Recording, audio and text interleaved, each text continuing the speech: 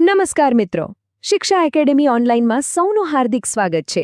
આ એક એવી ચેનલ છે જ્યાં આપણે ટેટ, ટાટ અને બીજી બધી સ્પર્ધાત્મક પરીક્ષાઓની તૈયારી એકદમ સરળ રીતે કરીએ છીએ. જો આજે પહેલીવાર આવ્યા હો તો ચેનલને સબસ્ક્રાઇબ જરૂરથી કરજો અને હા, આ વિડીયોને લાઇક અને શેર કરવાનું બિલકુલ ના ભૂલતા.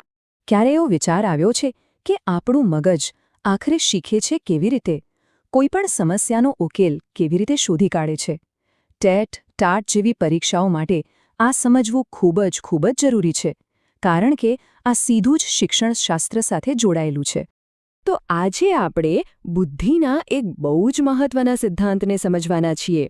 એ છે જેપી દાસનો પાસ સિદ્ધાંત. પરીક્ષામાં આમાંથી પ્રશ્નો પૂછાય જ છે, એટલે ચાલો આજે આને એકદમ પાક્કો કરી લઈએ. પણ સવાલ એ છે કે આ સિદ્ધાંત આવ્યો ક્યાંથી? તો જુઓ, આ સિદ્ધાંત મનોવૈજ્ઞાનિક A.R. લુરિયાના કામ પર આધારિત છે. લુરિયાએ મગજની રચના અને બુદ્ધિ વચ્ચે શું સંબંધ છે એ બતાવ્યું, અને બસ એમના જ કામને જેપી દાસે આગળ વધાર્યું અને બુદ્ધિને 4 મુખ્ય ભાગમાં વહેંચી દીધી. તો આ 4 મુખ્ય ભાગ અથવા કહીએ કે બુદ્ધિના 4 સ્તંભ કયા છે? ચાલો હવે એમને એક પછી એક વિગતવાર સમજીએ. આ 4 સ્તંભોને ટૂંકમાં પાસ તરીકે ઓળખવામાં આવે છે. અહીં P એટલે પ્લાનિંગ, એટલે કે આયોજન.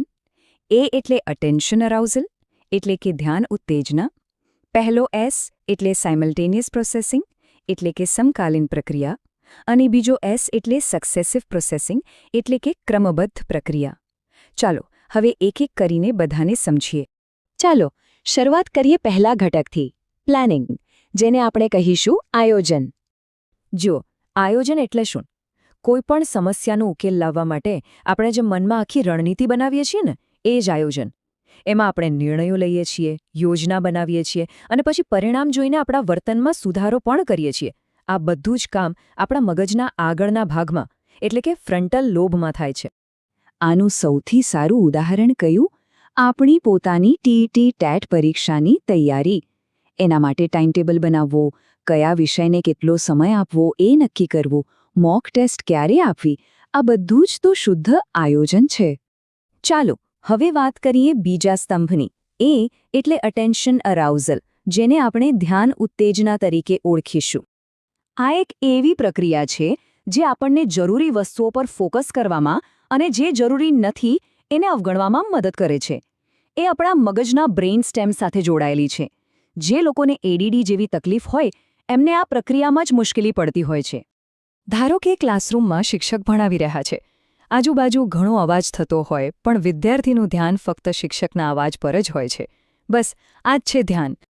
હવે વારો છે 2Sનો. આ બંને માહિતીને સમજવાની 2 અલગ રીતો છે. એક છે સમકાલીન અને બીજી છે ક્રમબદ્ધ પ્રક્રિયા. ચાલો પહેલા સમજીએ S, એટલે કે સાયમલ્ટેનિયસ પ્રોસેસિંગ, જેને આપણે કહીશું સમકાલીન પ્રક્રિયા. આ પ્રક્રિયામાં શું થાય છે? આપણું મગજ અલગ ટુકડાઓને જોડીને એક આખું ચિત્ર બનાવે છે, જેને આપણે બિગ પિક્ચર જોવું કહીએ છીએ ને, એ જ આ છે. આ કામ મગજના ઓક્સિપિટલ અને પેરાઇટલ લોબ દ્વારા થાય છે. એકદમ સરળ ઉદાહરણ આપું. કોઈના ચહેરાને ઓળખવો. આપણે એની આંખ, નાક, હોઠ અલગ નથી જોતા, પણ આખા ચહેરાને એકસાથે જોઈને તરત ઓળખી જઈએ છીએ.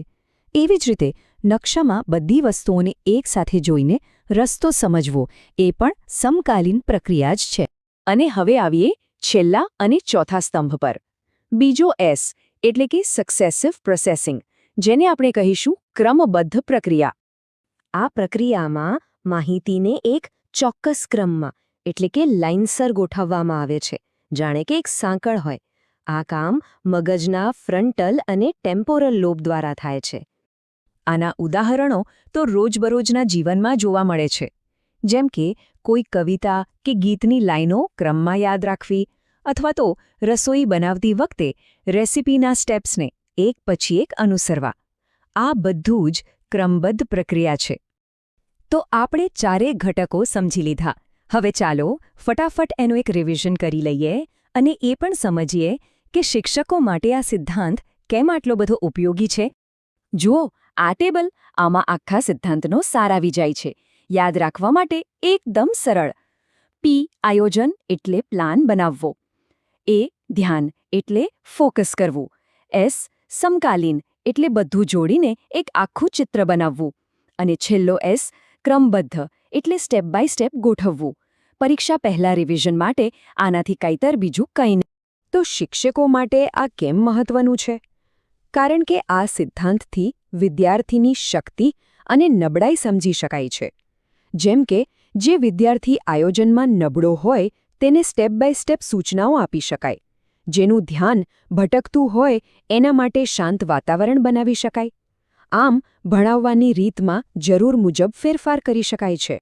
આ આખી ચર્ચાનો સાર બસ એક જ વાક્યમાં છે: બુદ્ધિને સમજીને વધુ સારું શિક્ષણ શક્ય છે. જો આપણે એ સમજી શકીએ કે સામેવાળું વિચારે છે કેવી રીતે, તો આપણે એને વધુ સારી રીતે શીખવી શકીએ છીએ.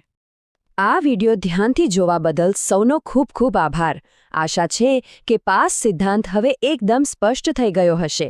આવા જ બીજા ઉપયોગી વિડિયો માટે શિક્ષા એકેડેમી ઓનલાઈનને સબસ્ક્રાઇબ કરવાનું ભૂલતા નહીં અને આ વિડિયોને લાઇક અને શેર જરૂર કરજો. ફરી મળીશું એક નવા ટોપિક સાથે. જય હિન્દ.